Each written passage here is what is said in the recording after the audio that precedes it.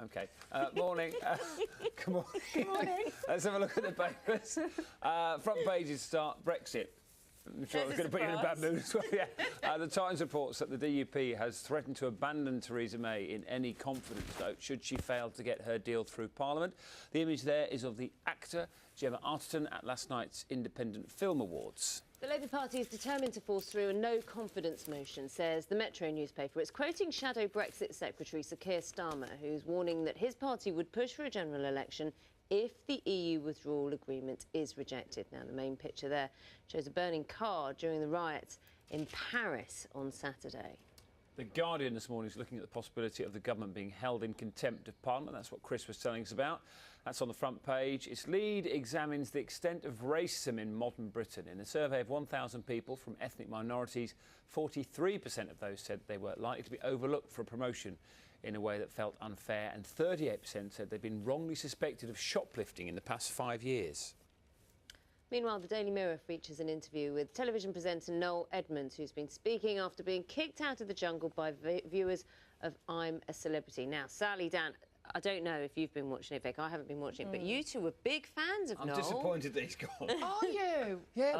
Why did you want him out? Well, I kind of think he was just not going to get... I don't think he's popular enough. I know, it was good. It was good telly, wasn't it? Harsh thing to was say, good to watch. It was great telly, but, you know, there's so many good people in there. You know, you've got to keep Harry in, got to keep Emily in. You don't want it to become a bit too dull, though. I think Noel was good, Oh, Noel's good naughty. value. Oh, I think I'm waiting for Nick Knowles to turn. I think he'll be back on telly soon. Is there a divide on the sofa? Do you watch it? I don't. No, I don't any of it. I don't normally watch it, but I just think it's been a very good, what do you call it, cast combination. This year. A good combination. They've been very nice to each other, which is quite refreshing TV. That is a nice thing. That is a nice thing. And they're being very lovely and protective with Anne Hegarty. So, and that's almost bonded them all. Yeah. It's nice to watch. What have you got, Victoria? Well, a few bits and bobs. Now, how good are you with a drill, perhaps a claw hammer? Very good. You too, you're very good. Love a claw hammer. Doesn't surprise me, actually. Doesn't help. Yeah, that would be great. Thanks very much, Naga. So here, spending is down, apparently, a third in 20 years. New generations are preferring not to do it themselves. So this is a big issue.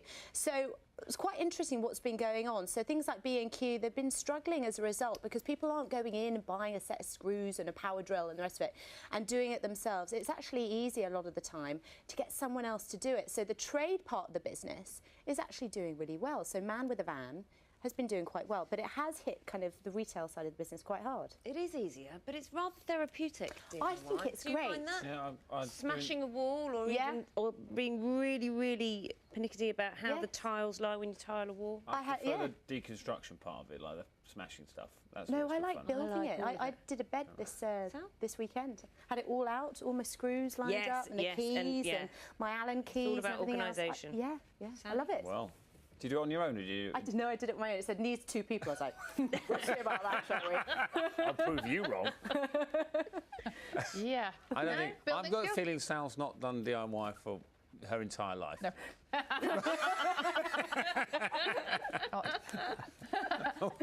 Not ever. How do you know? What have you got? I can just tell. Come on, I want to show you this. The fight on, of course, it was Saturday night. There's lots about this. We were chatting about this yesterday. Tyson Fury, Deontay Wilder, who I think Naga would give you a run for your money with your feistiness this morning about Ronnie O'Sullivan. This is the moment Tyson Fury is knocked out. He's on his back in the ring. He gets up, and there's a brilliant piece here from Paul Hayward saying, you know, as you can see from the headline, rising from the canvas was a second Fury resurrection. What he means is Tyson Fury is a hugely controversial figure has expressed hugely controversial views in the past for which he has now apologised. Do you believe the apology is his question? You know, do you believe he's a changed man? Because he's saying that he is. And basically what Paul Hayward is saying is you've got to give him the chance. There are some sporting stars, though, you know, are beyond redemption, aren't there? For some people, like Justin Gatlin, whatever he does now, if he could win any medal and he'd get booed. Yeah. And yet, you know, someone like Tyson Fury, who some people find equally abhorrent. Yeah. People are saying what a recovery, blazing a trail for people with mental health issues, all that sort of stuff. And he's suggesting he will donate his purse to homeless people. About 8 million quid, is that right? I think it's even a little bit more. Yeah. So. We'll see. Right, how do you feel about idioms, some of our favourite idioms, becoming vegan-friendly? What? Right. Yes, I'm I'm with you on Bringing this home one. the bacon, is It's this what gone. you're talking about? Bringing home the bacon is gone. Right. on. It should now be bringing home the bagels, because we don't want What? to encourage goodness cruelty sake. to animals. All your eggs in one basket? No. All your berries in one bowl? You can't flog a dead horse anymore. And this one I like here. Oh, yeah, you can't kill two birds with one stone anymore. What do you do You have then? to feed two birds with one scone. Or scone. No. Should be a scone, isn't it? Scone. Scone. Do you know All what? right. It's gone. It's all Time's actually, gone. it's all For our scones. It's actually all very timely. Thanks very much, because a vegan man, and this is why perhaps you will want to engage in this debate with us, because a vegan man is bringing a landmark legal action in which a tribunal is going to decide for the first time whether veganism is a philosophical belief akin to religion, therefore protected in law. So therefore, those phrases could actually be seen as offensive, legally offensive, because if you Right. took religious terms, Yes. that's of all I'm course. saying. No. That's all. I'm just offering the other side. Right. Geordie Casamajana claims he was sacked by the League Against Cruel Sports for disclosing it invested pension funds in companies that carried out tests on animals. Well, our legal correspondent Clive Coleman has been to meet him. If these were puppies, do you think people should have the choice to kill them this way? This is veganism in action. This shows you the whole life of the animal, how they kill. Geordie Casamajana is an ethical vegan who regularly takes to the streets of London to inform and persuade others that they should take up the vegan lifestyle. Some people only eat a vegan diet, but they don't care about the environment or the animals because they care only about their health, for instance. I care about the animals and the environment and my health and everything. That's why I use this term ethical veganism, because for me, veganism is a belief and affects every single aspect of my life. Geordie worked for the League Against Cruel Sports and claims that, to his surprise, he discovered it was investing its pension funds in companies that carried out animal testing. He says he drew this to his boss's attention, but when nothing changed, he informed other employees and was sacked as a result. In a statement, the League Against Cruel Sports said, Mr. Casamajana was dismissed from his position because of gross misconduct. To link his dismissal with issues pertaining to veganism is factually wrong. We emphatically reject this claim. Geordie's now bringing a legal case claiming he was discriminated against on the basis of his vegan belief. For veganism to qualify as a philosophical belief, it has to meet a number of criteria.